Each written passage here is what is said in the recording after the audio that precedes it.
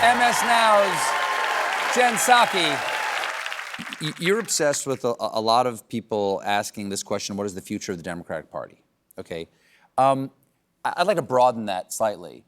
I read this morning in our news breakdown that a recent poll shows that in 2016, 51% of the American public said that they paid some or a lot of attention to the news every day. Mm-hmm. Now that's 36%. Mm-hmm. That's an enormous percentage drop.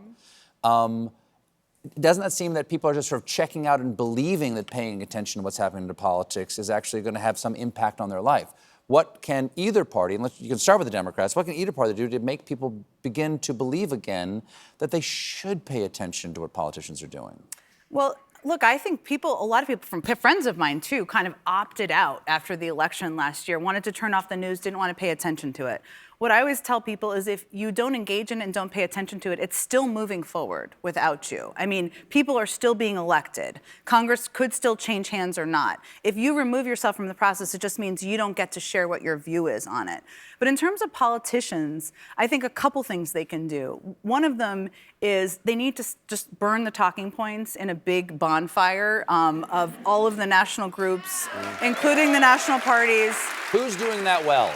Is there anybody who's doing that well already? I do think there are a number of people who are doing this well. I think AOC is doing this well.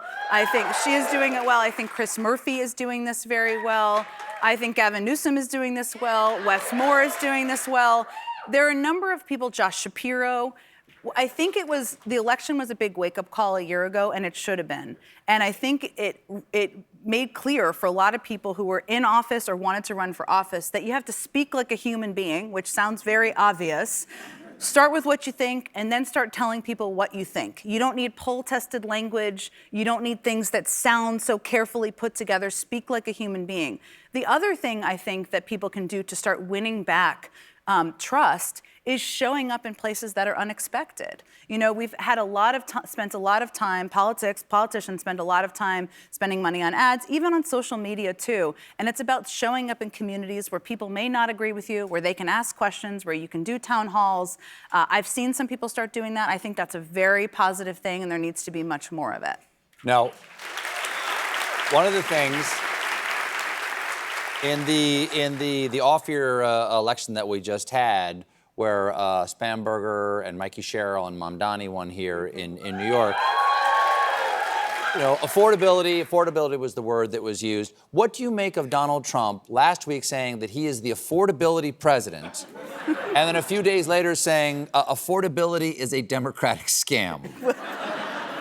The affordability, let's start there. Exactly. How's the messaging going on? Well, look, I would say as somebody who really would like to see the Democratic Party take over some part of government so that they can be a check on Donald Trump, may all the Republicans running repeat the message coming out of the White House moving forward. It's a great message. Keep at it, everybody. There you go. So, yeah, that is not a workable message. I don't know why he's doing it, but I hope they echo him, which they may. You worked for two commanders-in-chief, and I'm just curious, when you look at the various ways that these strikes on these boats, these alleged drug boats, that when these strikes have been originally reported and ordered, and there have been 10 of them now, I think 88 people have been killed in all, something in that area, and when you hear about a changing story about why there was a second strike, or actually it was a third strike, actually no, it was fourth strike, and Donald Trump says, I don't know what any of that was about.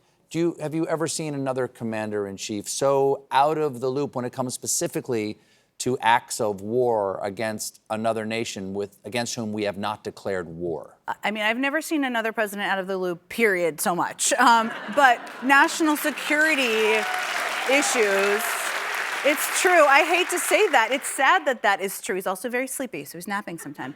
But national security issues, I worked for two presidents. It's not just that they were up to speed on what was happening. They demanded to know what was happening. I would be sitting in the Oval Office with President Obama, with President Biden, and there might be any range of military actions.